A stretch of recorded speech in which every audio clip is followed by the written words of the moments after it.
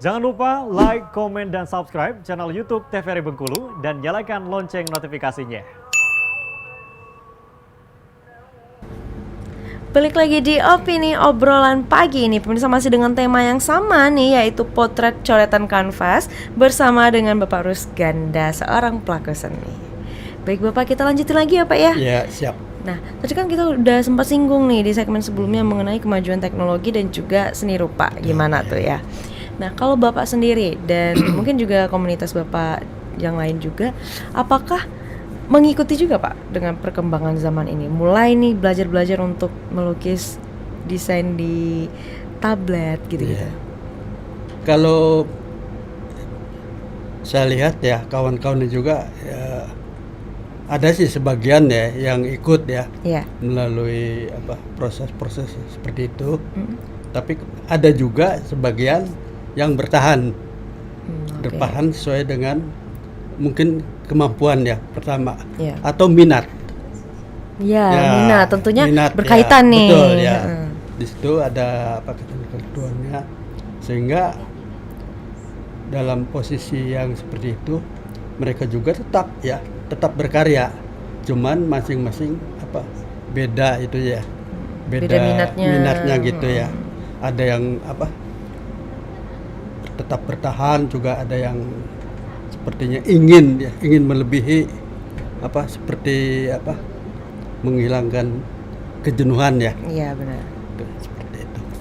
Nah, kalau anak-anak muda tentunya banyak nih yang belajar sama Bapak, dan juga mungkin kami pernah juga berbincang dengan Pak Rismanto waktu itu.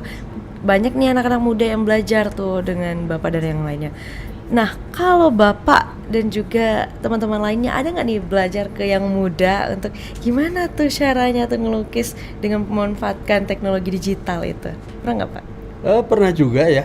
Saya pernah ingin belajar dengan Pak Rio ya. Iya. Oh iya. Pak Rio, dia teman saya juga ya. Iya. Bagaimana sih cara mempelajari ya dengan cara-cara digital gitu ya. Sudah dikasih tahu, dipelajari, udah bisa. Udah Nah, pas kemudian setelah beberapa itu udah dipergunakan sistem seperti itu, Iya. akhirnya lupa.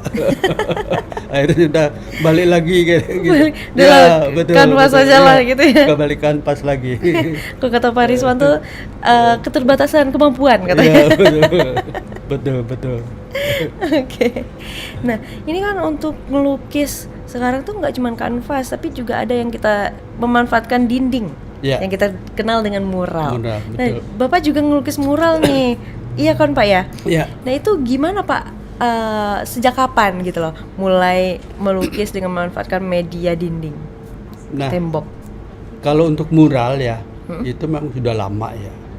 Kita beralih ke mural itu kan hanya untuk selingan aja ya. Oh iya.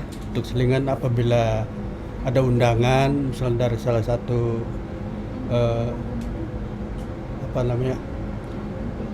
owner atau yang punya perusahaan Iya. itu ya. Kalau diundang kita hadir, suruh buat mural gini. Seperti misalnya sekolah juga seperti itu. Udah lama itu Udah kalau lama juga. dari mural karena untuk selingan gitu ya. Selingan ya Pak ya. Betul. Nah, kalau tantangannya nih Pak, dari mural kanvas itu kan tentu beda-beda tuh kan. Ya. Mulai dari teksturnya. Betul. Nah, itu kalau bicara tentang tingkat kesulitannya, Ya. menurut Bapak lebih sulit yang mana Pak? Lebih rumit yang mana? Lebih rumit yang kanvas.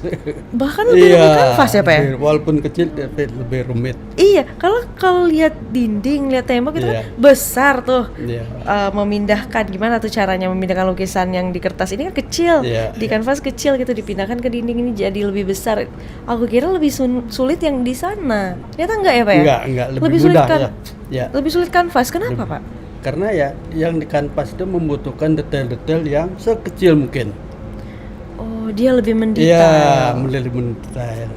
Karena kalau di kanvas ada kesalahan sedikit aja fatal. Nggak Jadi bisa betul. diperbaiki Pak? Bisa, cuman hasilnya kurang begitu maksimal gitu Iya, ya. kurang maksimal. Beda dengan di mural.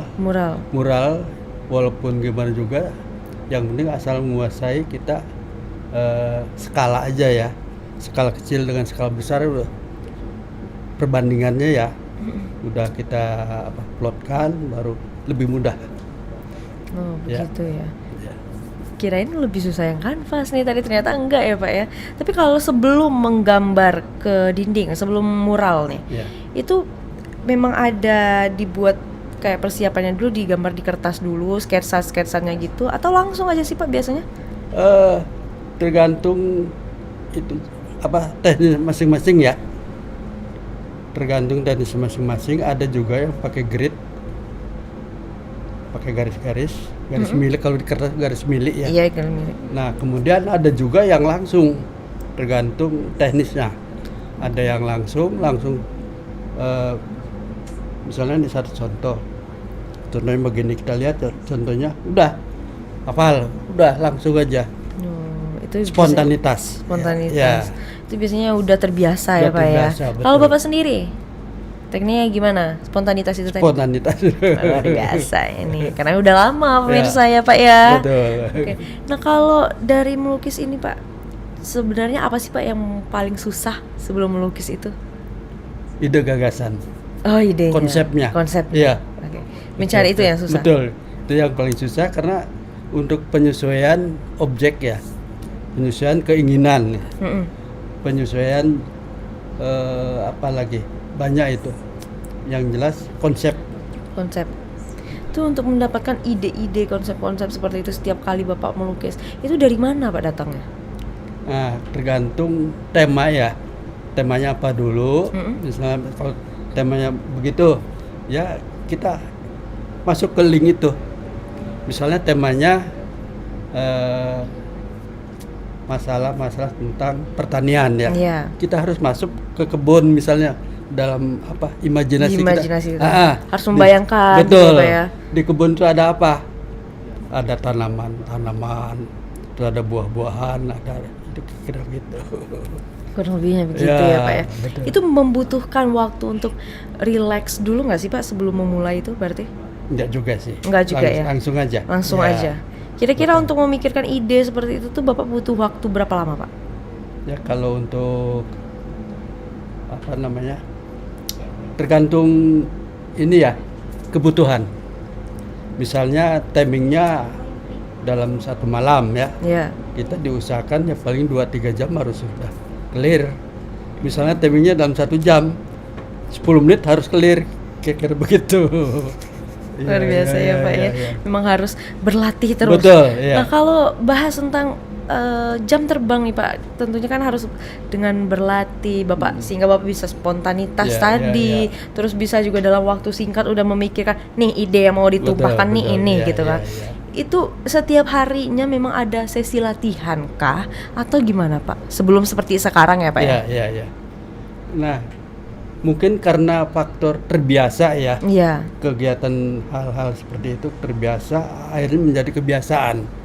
Jadi Oh, gitu. semakin lama semakin terbiasa, akhirnya dia mampu untuk melakukan hal seperti itu. Tangannya udah terlatih ya Pak ya, udah terlatih sekali. Iya, Tapi kan iya. kalau lihat tuh rumit. Kalau aku yang lihatnya sebagai awam ya, rumit sekali ini kayaknya, mulai detailnya garisnya gimana gitu ya Pak ya. Iya. Nah kalau kan nih ada teknik-tekniknya nih dalam melukis. Ya, Itu kalau Bapak biasanya menggunakan teknik apa? saya tekniknya teknis biasa aja, seperti standar, goresan. Goresan-goresan.